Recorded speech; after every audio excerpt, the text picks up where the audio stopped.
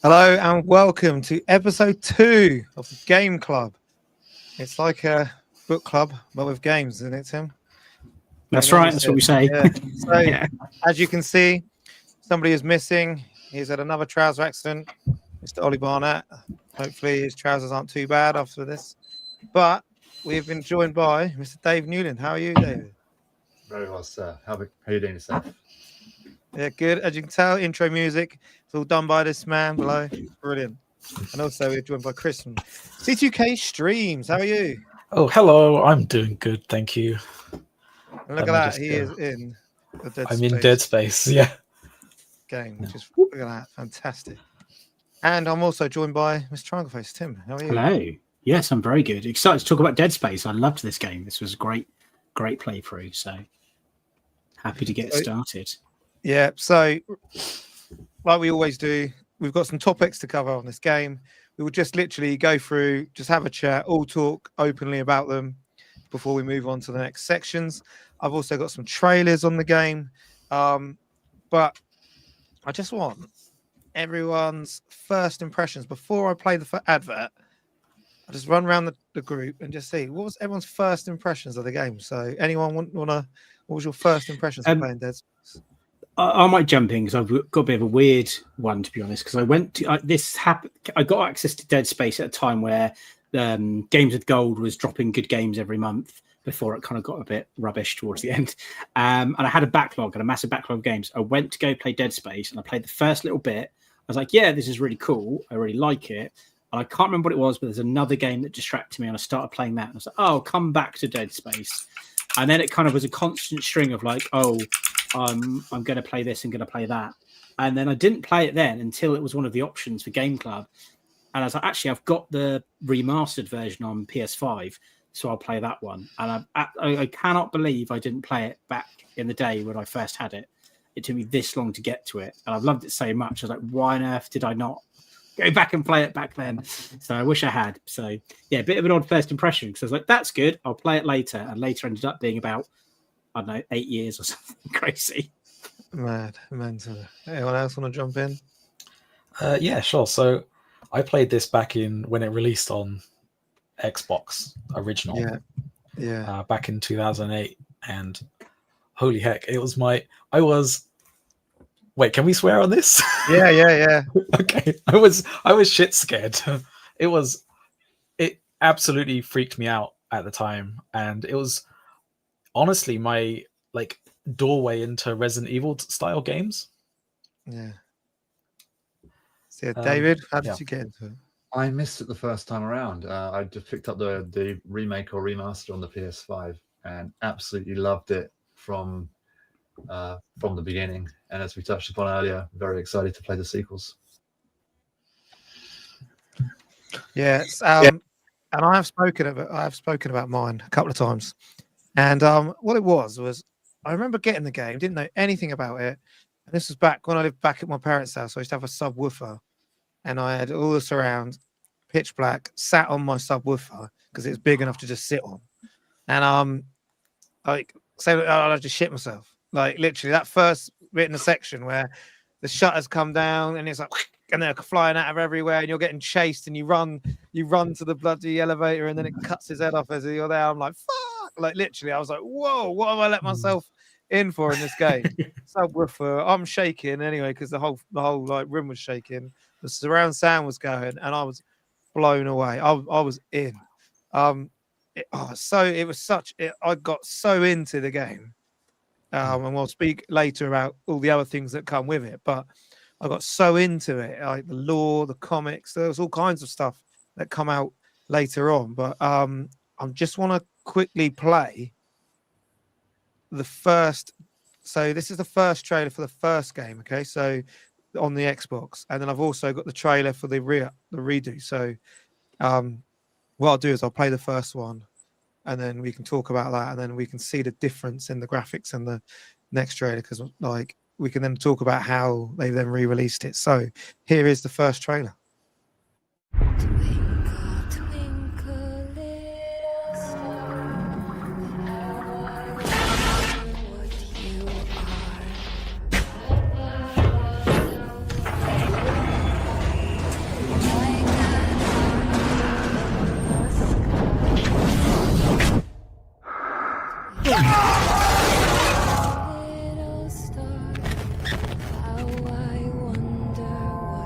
Rated M for mature.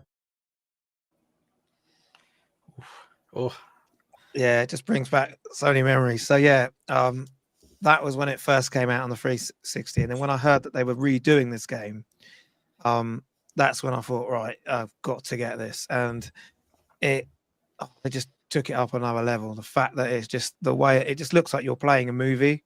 That's the only way I can explain it. For anyone who hasn't played this new game, I'll just run the trailer now. Brace yourselves. It's gonna smash us into the hull.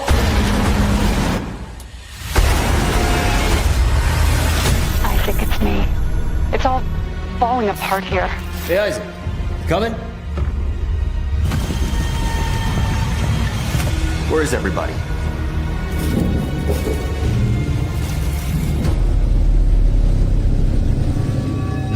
Up there! Kid! No!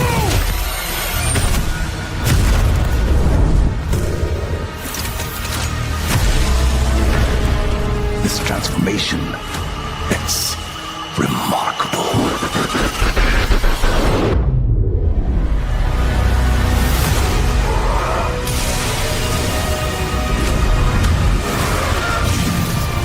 Don't you want to be reunited with the people you lost?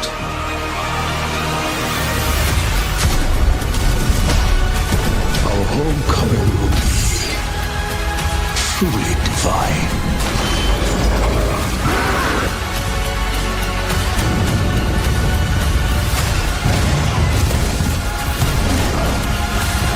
There's still a way out for us.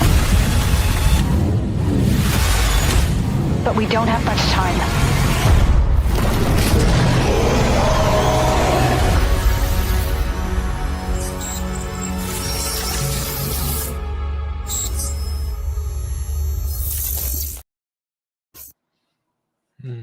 Wow. Nice. So it brings us into our next topic of gameplay mechanics and design. So anyone want to jump in on that, the gameplay?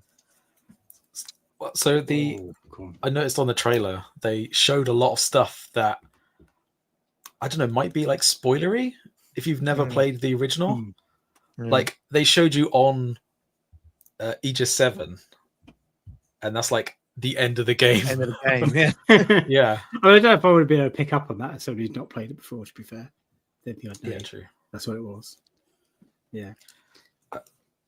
But like you were saying earlier about Resident Evil and how the camera's behind you, I do feel that like that makes the gameplay as well. And then if you do get lost and you click the analog stick, and then it gives you like a very linear, such a useful feature, isn't it? yeah, because you'd be searching places and then you just click and go, oh, actually, where the hell am I going? I'm in the complete wrong section here. And do you know what? That is one thing we talked about in the last club. When we had Soul Reaver, just getting lost.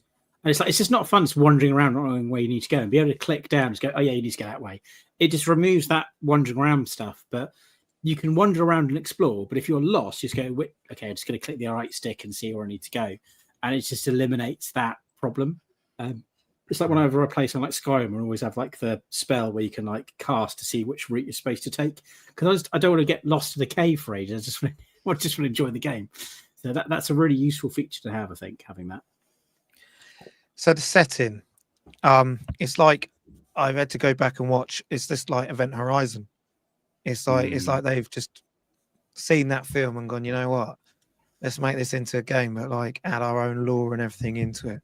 And I've recently gone back. That's when, as soon as I started replaying this again for Game Club, I went back and watched Event Horizon.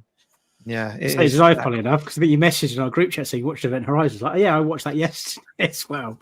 Yeah, so it's just the atmosphere, the fact you're on a spaceship in the middle of nowhere, they haven't been answering the calls, you go in with your crew, and then all of a sudden you're getting chased into the elevator by this, you don't even know what the hell it is, you've got no weapon or anything, and then the head just goes and just rolls down in front of you. That's when I was like, oh shit, this is good. Yeah. So yeah, what were people's that first, like the gameplay and the mechanics of it has just been fantastic.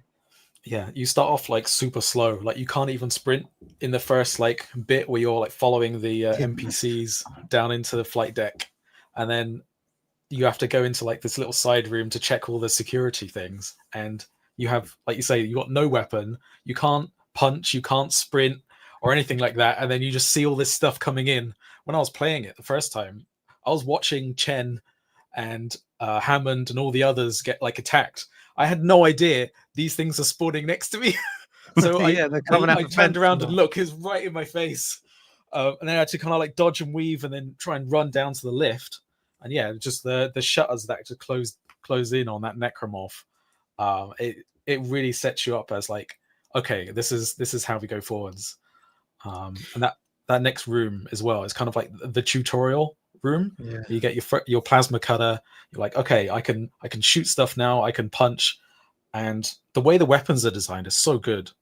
Yeah, The weapons in this game yeah. are brilliant as well. They all have their secondary, like the plasma cutter alone, such a good weapon. I think one thing I really like about it is like, although that's your first weapon, it's like, oh, when you get a better weapon, you stop using it. It's like you can use that weapon throughout the whole game because you can upgrade them and pick up ammo for different weapons, and it never becomes obsolete. You like every weapon just changes the attack style. But I just love that you can switch it from like horizontal to vertical when you're like shooting off a leg or shooting off an arm. Yeah, I think that was one of my favorite weapons throughout the game, just that first plasma cutter. Yeah, David, what did you feel? Yeah, because you are literally just, as you just touched upon, the second the game starts, like, okay, I have no weapons whatsoever. I don't know if I'm going left or right. I can't see a damn thing, and everything's trying to kill me. It's definitely it's definitely quite the initiation. But I think, as Blanas was saying, the one thing that stood out to me straight away was just hits you straight away was the just like the sound design. It just sounds as good as it looks, and it's just an incredible experience. Literally within the first 5 minutes, you've got a good idea of what lays ahead. And some games are very sort of slow burner, but not this one. It was like fires you out of a cannon. It's like, okay, off we go. Yeah, so I remember playing that first part and thinking, shit, I don't know if I'm actually going to be able to get through this, because I might forget. It's a hard game, to be fair. It's quite tough. It's fun quite a few areas. I dumbed it down to play it through this because I've already played it 3 or 4 times. But I found, like, especially that first part, there was a bit where you were walking through and you just see it going cross, and obviously I was surround speaker shook, and I'm like, fuck it, and I'm like, it was like, it proper did like scare me. And the whole fact of it, you're trying to find this relic that is then just turning everyone crazy. But the design of everything in there, like the ship, the suit, the design of the suit, that iconic, like you see on the trailer and putting on the helmet, the iconic suit it sets you up. And like you said about the weapons design, I felt also when it goes into a bit of an alien bit where you get the flamethrower and you're like burning all the eggs and stuff. And I found myself going into rooms and using like the machine gun and just going, just shooting everything on the floor just to confirm that they were dead. I remember saying it to you, Tim, and Tim goes, "Oh, you got to conserve your ammo," and I was like, "Nah, fuck it. I need to make sure that no one's jumping up and gonna bite my head off. If I can just they're very stingy on the ammo. They're very stingy. They are. Yeah. And there's a couple of them bosses that you don't have enough ammo for, do you? And do you know what? That's something which I think is very well designed in that you have limited ammo and also limited health. So, because for the majority of the game, I was like, oh, I'll feel safe if I've got plenty of ammo, a few healing items, and I've got full health. That was very rare that I've been in that situation. I normally have enough ammo to get me through and a couple of healing items and I'd be at half health. I'm like, oh, if I get in danger, I've got enough to kind of keep me alive. And it felt like you were just surviving. It didn't feel like, oh yeah, I'm geared up. I'm just going to like smash all these OP'd or anything, creatures and get through. No, you didn't feel OP at all. Even from the beginning, like all the way through the game, I was like, I'm just surviving this. Like every encounter, even with like the normal enemy types, it doesn't feel like there's any like easy enemies. Like even with those like little baby things that would crawl around and spread tentacles out. Sometimes it's like, oh yeah, it's right in front of me. It's got its tentacles out. I'm just going to shoot them off. Done. Not a problem. But if there's a couple of them and they're climbing up the walls, you're like, oh crap, and you're like shooting and shit. It's like, no, I'm wasting my ammo, and it gets too close. Then you start taking damage. It's like, oh, I've taken damage from this bloody baby thing, and it's mad. But I think all the enemy types as well, like with the normal Necrons from a person, one on its own at a distance down a corridor, fine. 3 or more, like from different angles, and you're panicking. You know, I think the design of the sequences where like enemies just come in. every one of those was a bit of a challenge. Like it took me a good few attempts to get through like those big areas with like a wave of enemies coming at you. I love how very early on in the game where you find your first bench and it's like, okay, am I going to make my suit stronger? Am I going to get more ammunition? Or am I going to make one weapon I found just have a little bit more oomph to it? It's like, what do I do with this node? You know? Yeah, saying that, they don't also give you enough. Like, you don't get enough nodes. Like, you think, oh, I'm going to get a ton of nodes. I'm going to be able to upgrade absolutely every gun, upgrade my suit to the max. But no, you don't. You don't get enough. So I just want to know, everyone, what did you upgrade gun-wise first? Like, did you... Like, I won't go into the armor, but I personally, I love the plasma cutter. So I literally just always upgraded my plasma cutter first. Like a whole way as much as I could. So I don't know what you guys did. So for me, it was the I can't remember what it's called. Is it the Ripper Blade, the one that's like a buzzsaw? Yeah. So I'd always like get it out and then it's like move it around, like hackle their limbs off. So I quite enjoyed the Ripper Blade myself. So I did the plasma cutter and the force gun. Just like as soon as I put everything into the plasma cutter and my suit, and then as soon as I got the force gun, I then started putting everything into that, because as you go through, you only have a certain amount of nodes, but if you're only using one or two guns, then you max them out pretty quick until you can get the weapon upgrades. You don't get the second upgrade for the plasma cutter until quite late in the game. Yeah, it's quite late in the game.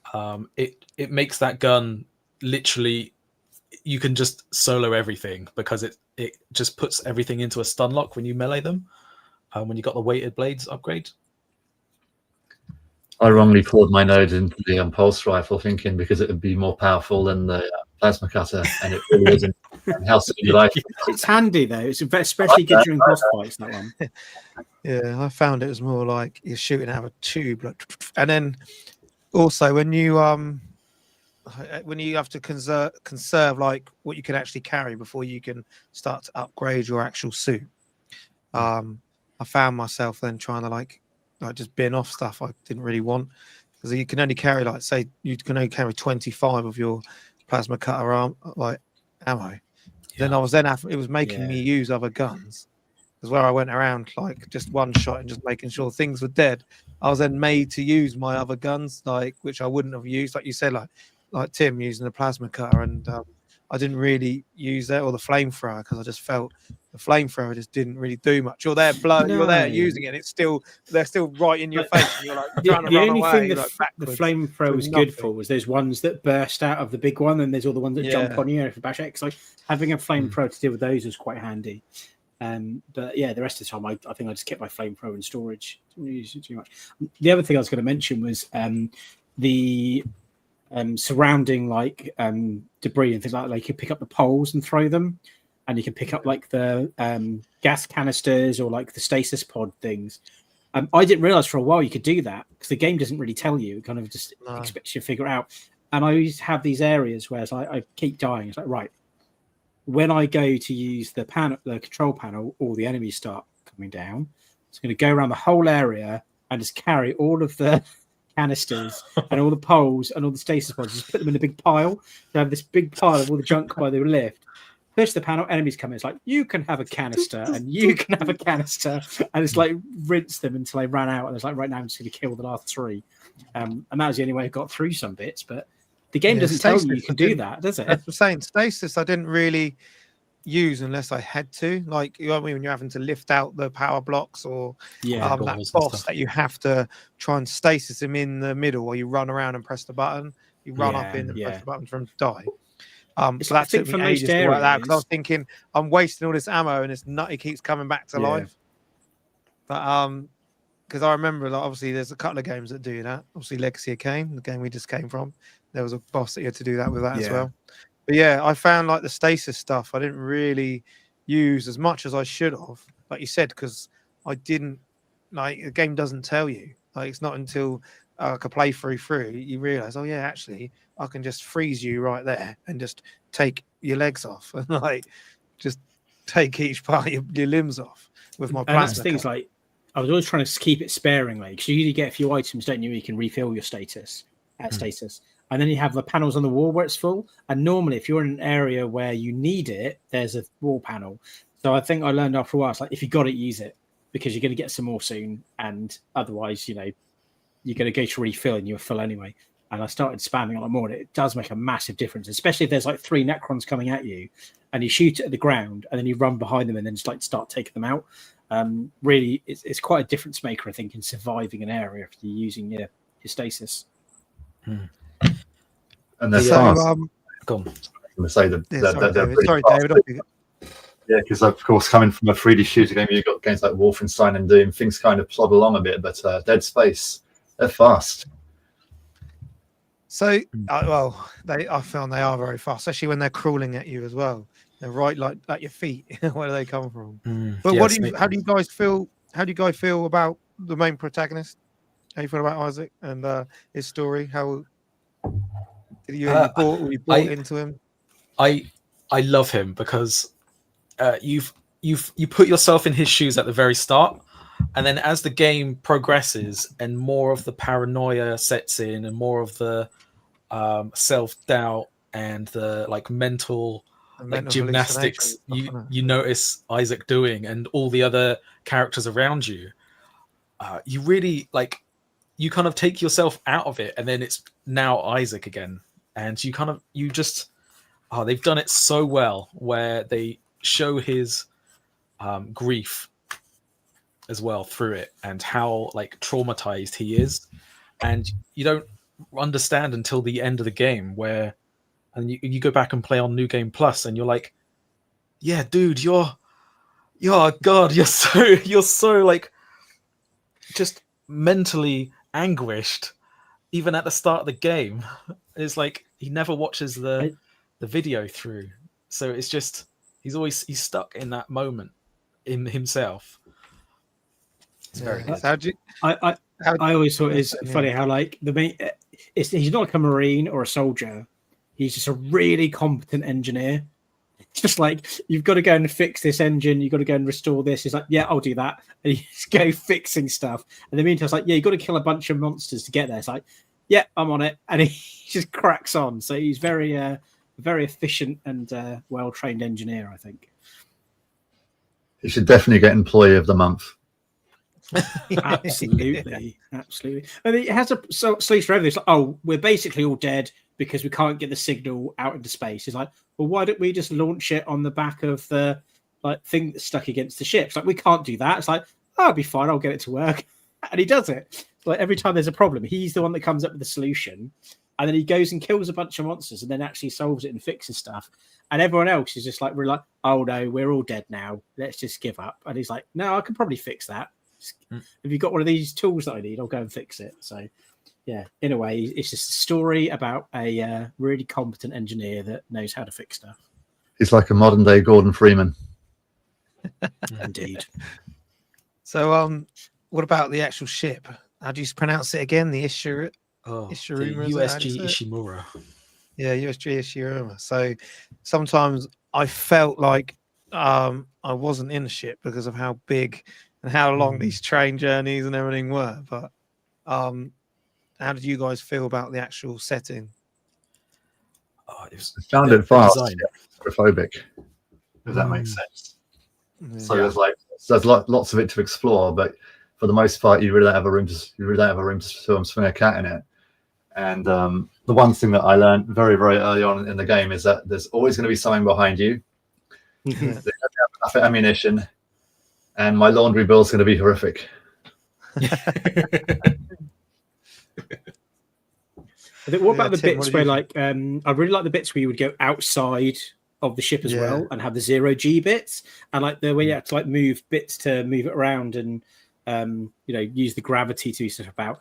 And I always hated it when I was in an area and the music, you're like, there's something in here that wants to kill me, and then you can hear something go rah, rah, rah. It's like, where is it? And then you're trying to fix something, and then just the acid or something sprays across the screen. You're like, no, it's in here somewhere. So those bits are always quite fun as well, because it wasn't just run and gun. There were bits where you're like, okay, actually I need to move this over here and install this module into this panel, and then this will open. And the difficulty of the puzzles was just right. It was enough to make you think about it, it wasn't like it wasn't just like push a button and done. Like you had to think about it a little bit, but it wasn't like, oh, I have no idea what I'm supposed to do. I'm just going to look it up online and figure it out. I didn't have to look at guides, but it would take me a little bit of time to be like, oh, actually, I think I'm supposed to do this. I'm supposed to turn this crank and then do that. Oh, okay, yeah, that's worked. So I think the puzzle design in it was spot on. I think it wasn't too hard and it wasn't too easy.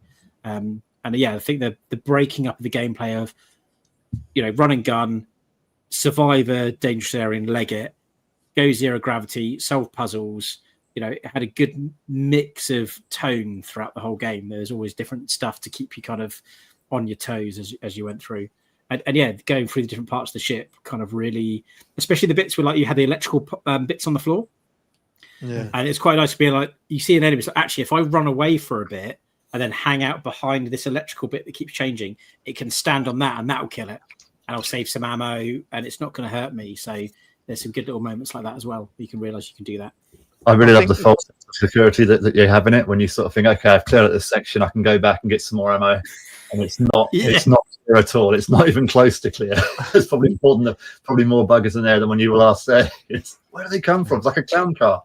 But as I do find them bits where you go out, I think that then reminds you that you are still on a spaceship when you go into the zero gravity, because you could have just got lost thinking that I could just be playing like a Resident Evil anywhere here, but actually when you're having to go out of the ship and do things, that's when it's like, oh yeah, I am still on a spaceship kind of thing.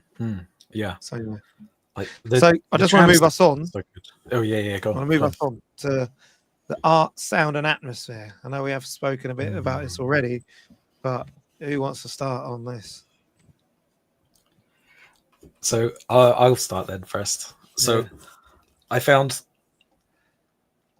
as you're going around, especially near the start, you mentioned it previous where you see the guy, the Necromorph running across the barricade, and you just hear the trill in the background, and that kind of sticks throughout as a little sting throughout the game. As you're going around on your own, nothing around you, you just hear the vents crashing down, and either like when that fan hits the ground, like, oh, there's going to be a monster dropping down. That every single time that freaked me out, and it made me jump. I was like, oh god! Especially there's times in the game where all the lights go down and everything gets a little bit darker, and all the rooms turned from blue to red, and they get locked. There's nothing there that actually fights you, but it's just the paranoia, I think, to try and like that start setting in. That like, oh god, you're looking around, like, oh, what's going to attack me? And then the music builds up, and then bing, the power goes back on, and then everything's fine. Tim, you got anything on it? I think for me, the thing that set the atmosphere the most was when it's dark and you're using a torch. And I think when there's these segments when you're going around with a torch, and you just, and again, like Chris said, like all the noises as well, while you've just got this little light and torch, even if you've got like loads of ammo and weapons and stuff, you always just feel like you're not safe. You never feel safe on that ship, and that's what builds like the horror element of it all the time. It's just that lighting and going around with the torch. Yeah, I think there's just it's captured that feeling of being like unsafe really well. Like the bits mentioned earlier about like low ammo, low health, like really powerful enemies from the word go. Every enemy type, there's no like easy enemies. They're all difficult to kill in different ways. And even if you have like weaker enemies, if there's enough of them, then they can do you. So then having like the alarms, the torches, it's just makes you feel uneasy all the time. It's quite sort of anxiety inducing, a lot of it, and it does that really well. And then the other part of it is when you go into rooms and you have like the biomass everywhere, and like the people that are like hanging out the walls that you have to try and kill. And the thing that I think it's great, but I also kind of hated it, is when there's biomass on the floor and it's rough terrain, you can't run. And then something's coming at you, especially these guys that are a bit like the armored things in Halo, where they've got the things on their back. So you have to kind of get behind him and shoot him. and you have to like use stasis to slow him down, and then run around to get behind him, and then shoot him in the back. But you go to do that, it's like, oh, I can't run because the floor is covered in this like weird like flesh and blood and stuff, and it's just it's quite freaky. Did you guys end up? I spent way too much time looking at all the surroundings. Did you guys look at all the writing and stuff and all the notes people put on the walls? Yeah. I was going to ask about that when we sort of get to like the story part of it, because I didn't, because I was kind of like, I wanted to complete the game before we came to the stream to do Game Club. So I was like, I'm not going to bother reading all of this stuff. But yeah, did you read all of the little bits of lore in there and all the emails and like text files and stuff? So I probably missed out on quite a few Easter eggs and like foreshadowing for what's going on. I imagine there's quite a lot of foreshadowing in those text files. There's a lot of background for sure. Yeah, you get background about Isaac, about his mum, his relationship with the Church of Unitology.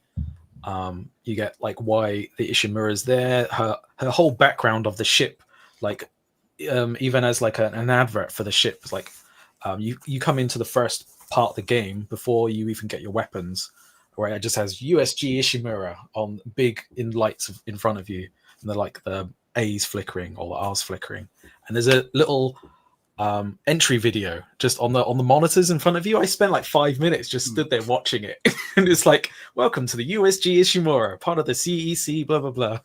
And I was like, sweet. And it just things like that, and I think they over the tannoy as well that comes on. It's like it's very subtle in the background sometimes, where there's not much going on. There's just like a Japanese voice or a different language voice coming through, just like the tannoy. And it was just like, okay, that just like really grounds you in the fact that this is a working vessel. This is the Pride planet cracker of this company. But yeah, I think all the little scribbles help to add to the tension. I do love what you're talking about, Dan, just the attention to detail and sort of watching memories and what they call like holograms, because you can actually find things in the game that you wouldn't have thought to look for. You sort of say, okay, whereabouts does that character walk? And you can follow a hologram for a bit, and all of a sudden you'll see where they put something down. You say, okay, just force grab that, move it out of the way, and it's like, and you find something new that you just wouldn't have found otherwise if you hadn't have paid attention to it. So yeah, it's lots of tiny details that are overlooked if you just go in guns blazing, but there's an awful lot to learn about too. Yeah, is that bit where you follow? See, I just found this website about the art. So I just found this website about the art. So whilst we're talking about it, I'm going to try and go through it as well while we're talking about the art. So yeah, sorry, just so people who are listening to this just to see what you guys think. But it is, for me, it's fantastic. Oh yeah, it's the hole and the craters and stuff on Age of 7. Just like I love seeing all this. The door. Yeah, I've got so many books of like concept art and like designs. You know, when the games come out, and they have this a lot of money. I just looked. I think it's about £70.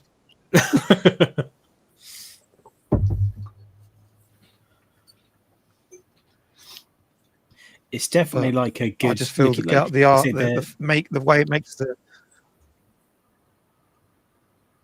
Sorry, Tim. You go on. So I was going to say, it definitely reminds me of like Event Horizon, just like all the tunnels and long corridors and stuff. It's got a really good sort of sci-fi horror feel to it. Yeah, them decontamination rooms. Do you know what I mean? No. Oh yeah, that was the first one before you hit like just after the morgue.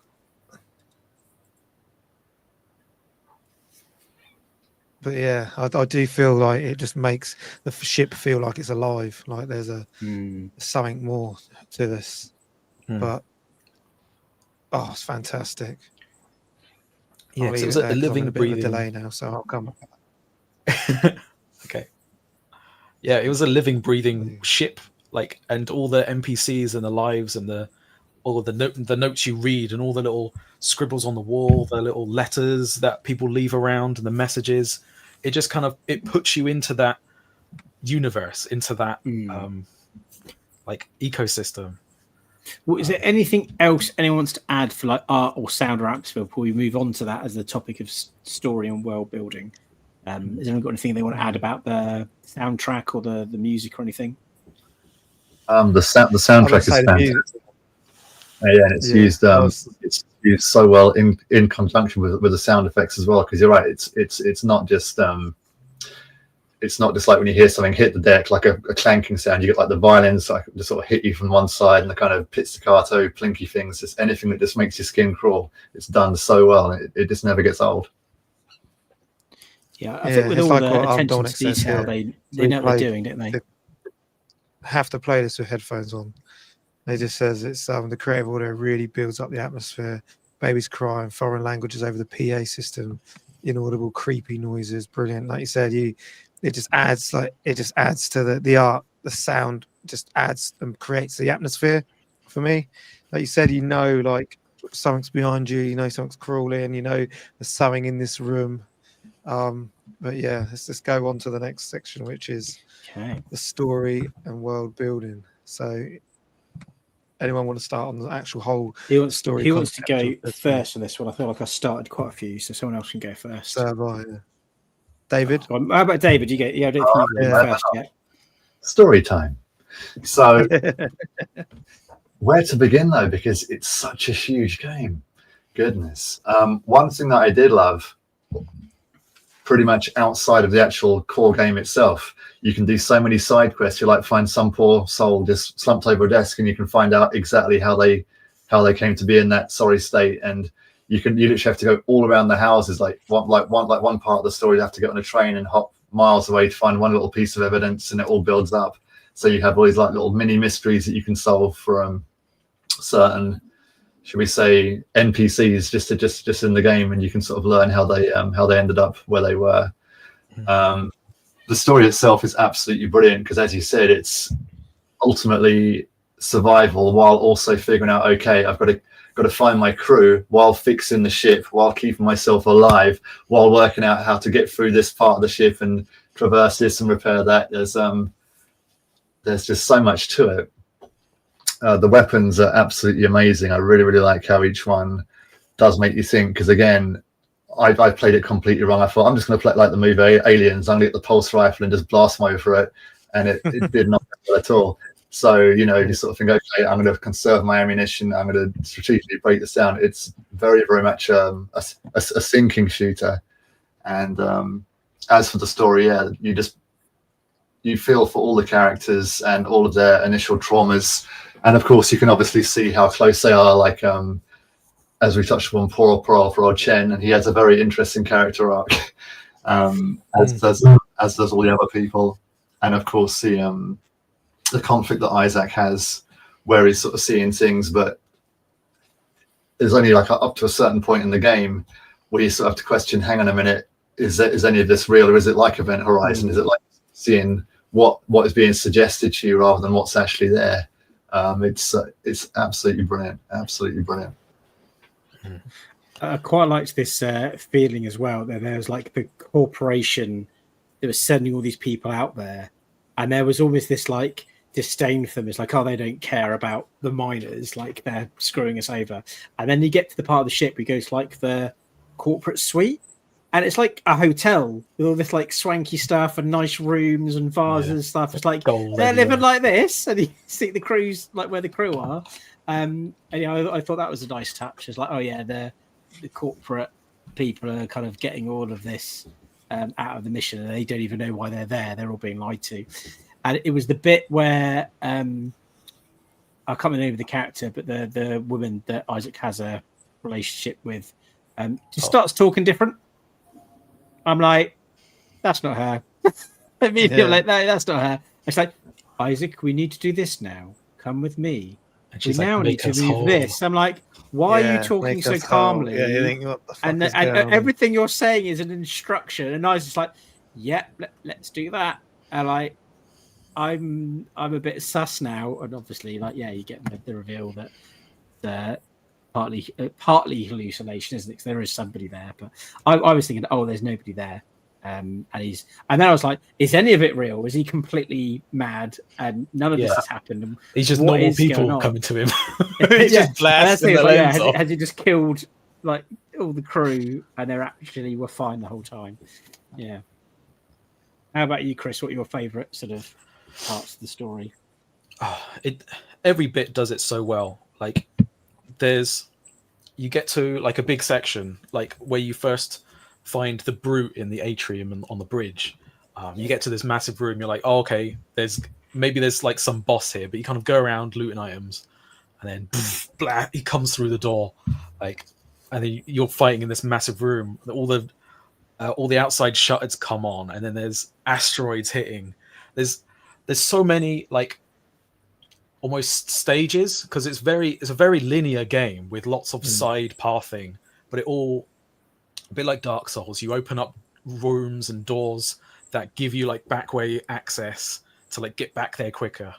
And the tram system is kind of like the big spine of the Ishimura that takes you from all these different story points. You go from like medical into like cryogenics and then hydroponics, and then it's just there's so many like big story segments that it's hard to pinpoint one specifically. Like I really like the bit where you have to make the SOS beacon, and you learn about Jason Temple and then his relationship with Cross. That leads you into then hydroponics and then sorting out all the gas. And oh god, all the Weezers. So that's my second bit is the Weezers. Their whole story about their team getting almost eaten by the Leviathan and this biomass. Yeah. And then you hear on the audio logs Cross's almost like diary of when it happened. And she hears their lungs bursting out of their back because they're basically they're kind of scrunched up and their lungs are just exploded out of their back. And they're emitting this gas that the Leviathan's producing. And it's just making the whole area just very deadly to walk in. And it starts using your O2. And then it starts becoming like a mechanic, this creature. Going around injecting all these guys, trying to find them all. You find out like all their names and how them in the neck. Yeah, you're just like, oh god, I'm gonna die. There are so many good like plot points with this game that you get to the end and you're like, okay, cool, what's next? Yeah, and then you hit the credits and you're like, wait, what? What?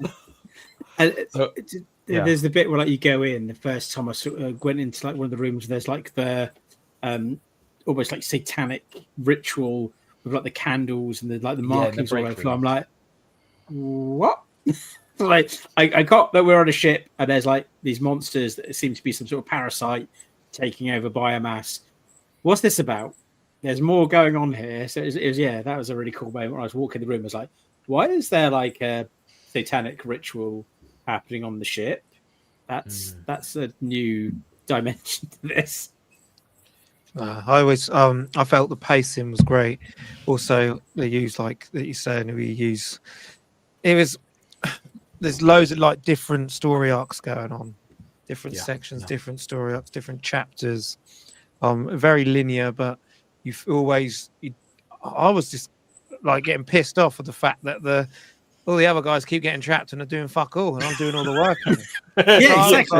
Like, what are you been doing? Pissed off here, man? Isaac, you go and fix the engine. Yeah, I'll Isaac, stay here on the bridge, and you can come back.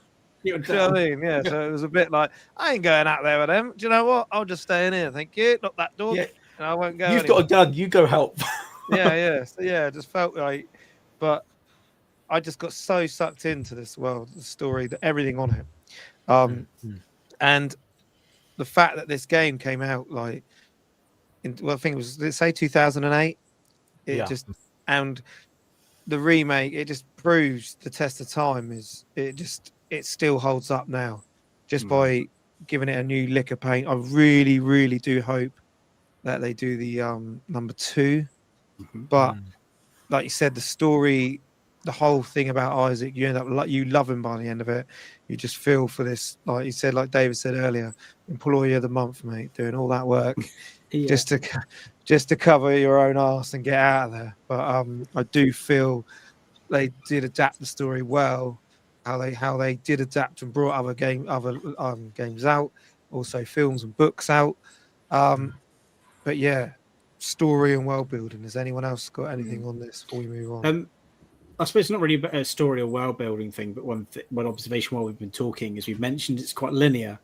And normally, like when there's a linear game, that's quite a talking point of being like a negative. But actually, as a linear game, that doesn't bother me.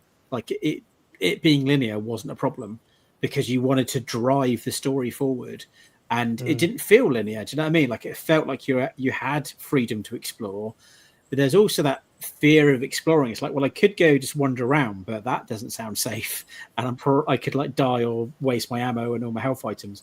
Probably just want to stick to following my sat nav and going this way, and then having the option to do the side quests and stuff. But yeah, although it is kind of linear, I feel like how the story prevents its linear nature from being a negative point. I did love that as soon as you think that you got a beat on it, they'll introduce a completely new alien. So you're sort of, I've got this weapon for this, I've got this weapon for that, and all of a sudden it's like, hold my beer, and it'll throw something at you that you haven't seen before. It's near as damn it indestructible. Okay, what are your, before we sort of move on, what are your favourite enemies in the game? Yeah, I was going to say favourite bosses. What was your favourite? Yeah, go on. Favourite boss or favourite enemy, I guess, or both. You want to go first? I love the bull. I like the bull in a china shop where you've got to shoot the thing on its back and it's just big and just crashes through everything and destroys everything, and it's blooming tough. But as soon as you figure out the best way to dispatch it, it's very satisfying. So that was my favourite. I'm not sure what its technical name was, but just a big, huge thing that just Brute. That's the one. Yeah, I think so.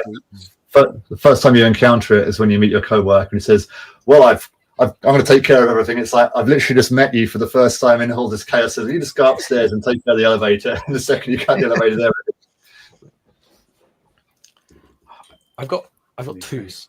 I think it's between the babies, because they are just hilarious little fucking beans you pelt into everything.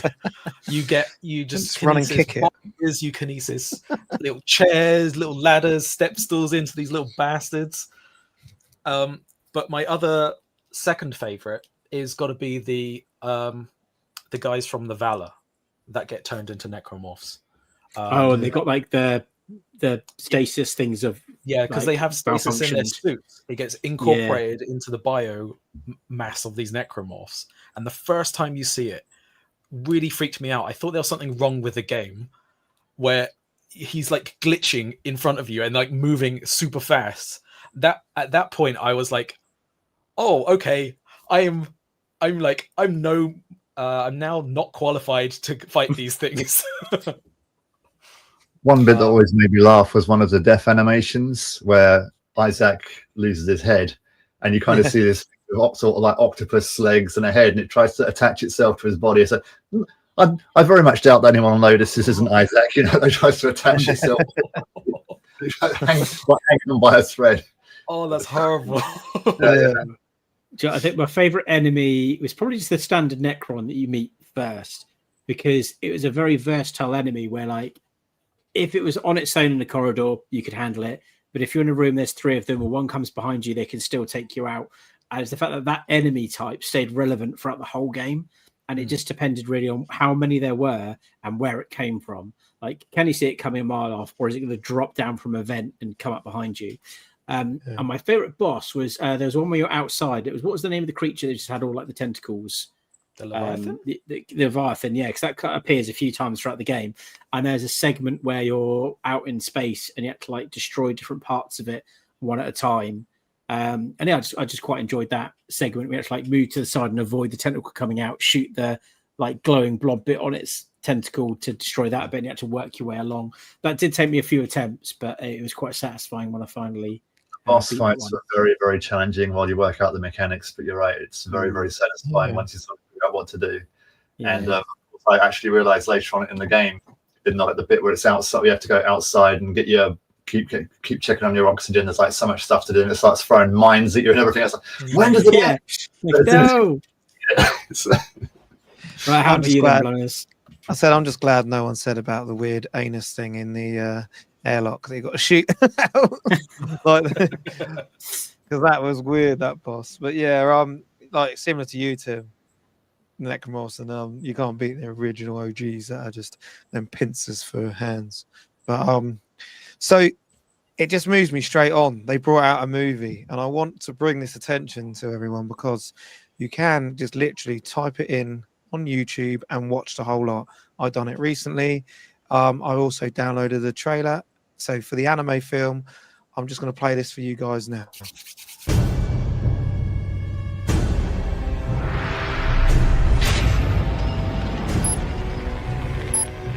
Whatever it is, it's just up ahead.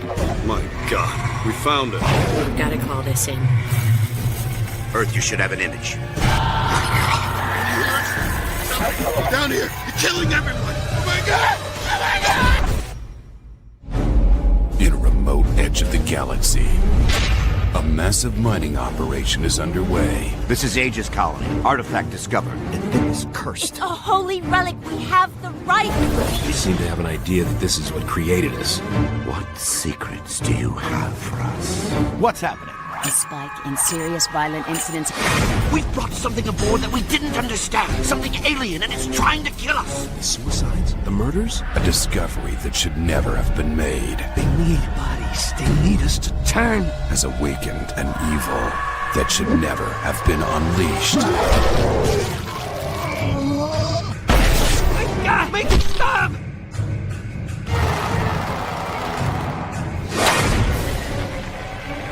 They want our bodies! This is an infection designed to take over our entire race! Yes, turned us against each other. They have taken over the bodies of the crew.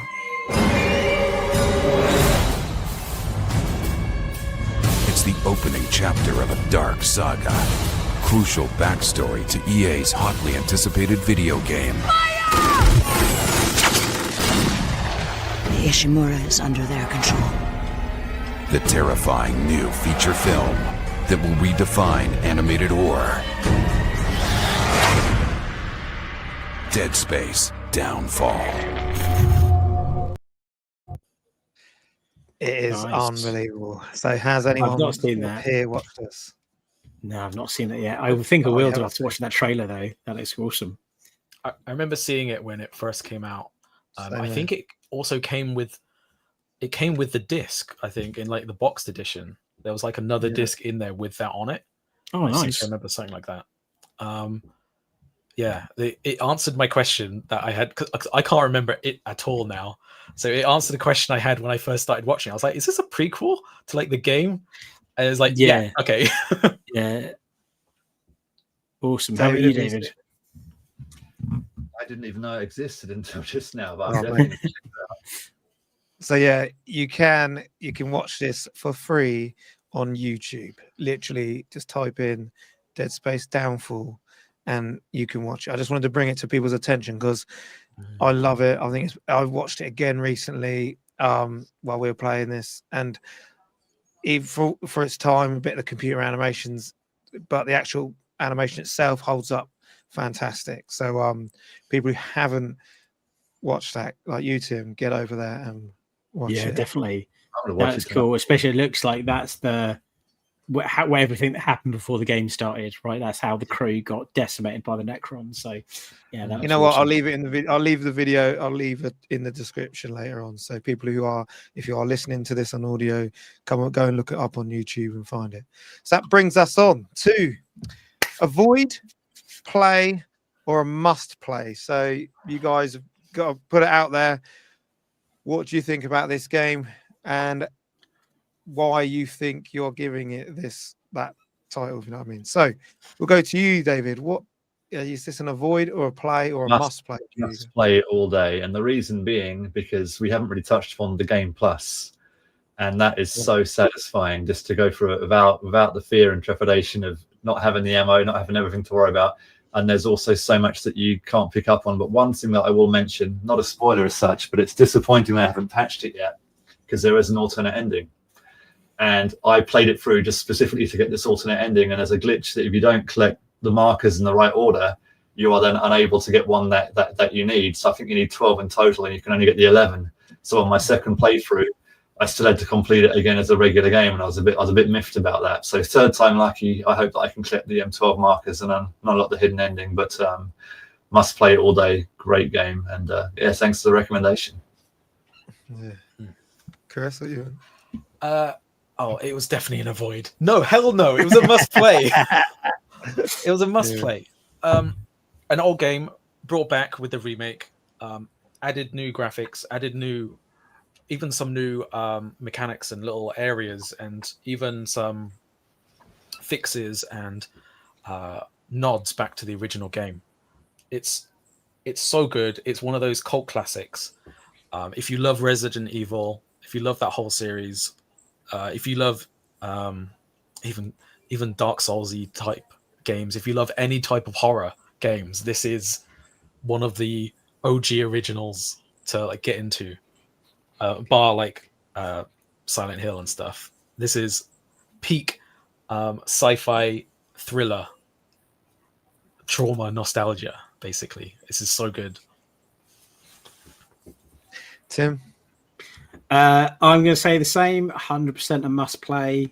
Absolutely loved it. I think it's, all the different topics we covered tonight, it knocks out the park on all of them. It's got a great story. It's got a great lore in it. There's so much stuff to unpack. Really good mechanics, really good graphics. It's just, it's up there. Like I can't believe I never played it when I had the chance back then. To play it now, I'm like, this is so much better than I realized. And I think maybe it's been overshadowed by things like, Silent Hill and Resident Evil. But, if you're a survival horror fan, it's the thing that I love most about it is the whole time you're playing, you're on the back foot. The enemy is always overpowering you. You're not safe. And I feel like when you play a lot of games, like a zombie game or something, it's like once you get the shotgun, you're all right. And it's not scary. It's like, it's okay. I've got a shotgun now. No matter how much weaponry you've got, you're like, these things can still get you. So, definitely a must play if you're a horror fan of that genre. It's very, very cool game. Yeah, obviously for me, it's a must play all day. At the point of recording, you can pick up the 360 version for £2, and you can pick up the remake for about £15 in CEX. So if you are on the fence, guys, I really do suggest you go and buy that, because it is worth its weight in gold. I think all of them are on Game Pass as well. I think you can get all three on Game Pass. You can get, I happened to have the remake on the PS5 from a previous month's Essentials release, so I just had that on my backlog. So I was like, I had the option of doing the original remake, and I went for the remake. Okay, so Dead Space, it is a must play from all of us here, but that now leads us into what is the next Game Club game, Tim? So I'll hand over to you. Okay, I'm going to announce this with a trailer for the game. This is going to be the next Game Club game. If he presses play properly. Rated M mature. You should never have come. You're only going to make things worse for everyone. No. She chose to come. I didn't make the rules between you two. You're fighting to change things. For those who come after. Right? I thought I was used to losing people.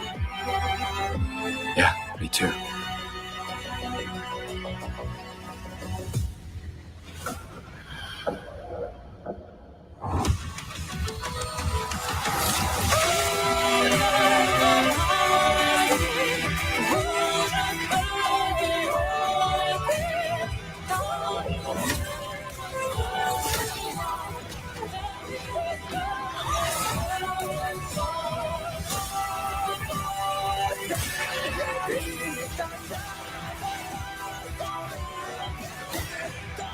Only take everything.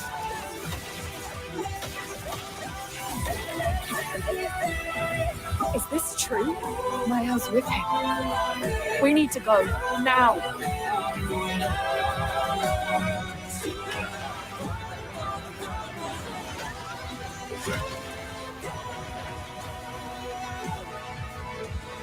Who are you?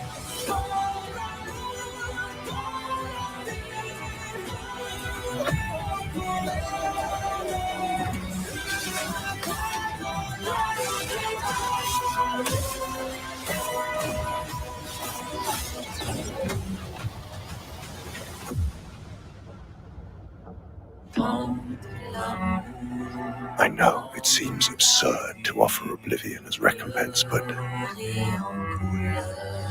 she'll never paint again.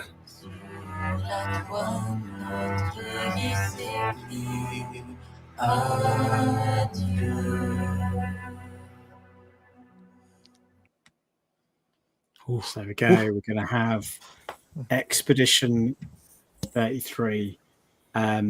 I absolutely love this game. It's so good. So I want more people to play it. I want to be able to talk about it on a Game Club stream. It's like story-wise, the story is phenomenal. There's so many points in that game where I was like, what? What? So it really throws some curveballs at you. The gameplay mechanics are excellent. The music's possibly some of the best music I've ever heard in a game. Like, I will listen to that soundtrack on my Spotify playlist because I just love the music in that game.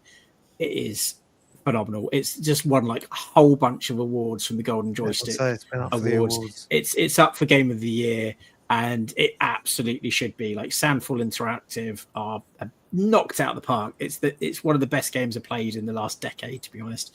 So I was like, we have to get more people to try and play this game because I loved it so much. If you've not played it, go and play this game.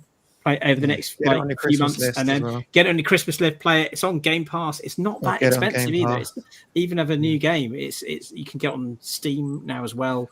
So if you see it in any deals, grab it. French developers, relatively unknown, and they've come and absolutely knocked it out of the park. Well, I feel that there's a lot to talk about its journey to being made and the development studio, because it is a small studio. It's technically like an independent studio, but a lot of people that worked on it have a lot of experience. There's people that worked at Ubisoft and other big studios that have come together to work on this.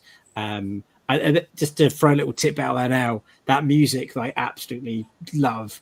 Apparently, they just found a musician on Reddit, and they're like, "Oh, we really like your music. Do you want to do like all the music for our game?" They're like, "Yeah," and now it is. So it's it's a really beautiful story. Like, it's really emotional. It covers so many different like themes throughout it, and I'm really excited to play it again and hear what other people have to say about it and see what people think. Has anyone else played this? Anyone else played this there? Oh yeah. No, I've never played it. I've only seen the memes. So good. So good. So I've played a little bit of the game. And then I think something else came out and I ended up just jumping onto that. So I have played a little bit, not as much as I wanted to. Don't have Game Pass anymore, so it needs to go on my Christmas list. But I will definitely be getting it now because it's on our Game Club. But that is episode 2 in the bag. Awesome. Before we go, David, where can we find you? I am Dave Newland Music, or should I say David Newland Music on YouTube. Yeah. Chris, where can we find you? I'm streaming most days over at twitch.tv/C2K streams. So and Tim, where can we find you? Oh, I'm mostly active on the Total Video Gamers Facebook page. So come and join us if you're not already a member of the Facebook group, where we're talking about. We're currently talking about all arcade games at the moment, but we'll have new stuff in the next month as we go into Christmas season. And of course, here on YouTube on our channel. So do like and subscribe and ring the bell and all that sort of good stuff to keep up with our weekly streams. Yeah, and I'm Blunners. I do quite a lot of the other stuff we have, like TikTok and Blue Sky and all that. Just before we go quickly, £36 on PS5 if you want to get it on there. So not too bad for a Game of the Year contender. I'm Blunners. we'll be back Monday. We regularly host. This week is episode 72 of the Total Evercade podcast, which there was 2 brand new carts that have been released today. So we'll be talking all about that on Monday at 8 o'clock. So if you are new here, don't forget to leave us a comment. Don't forget to like and subscribe to the video. And we will see you guys in the next one. Thank you.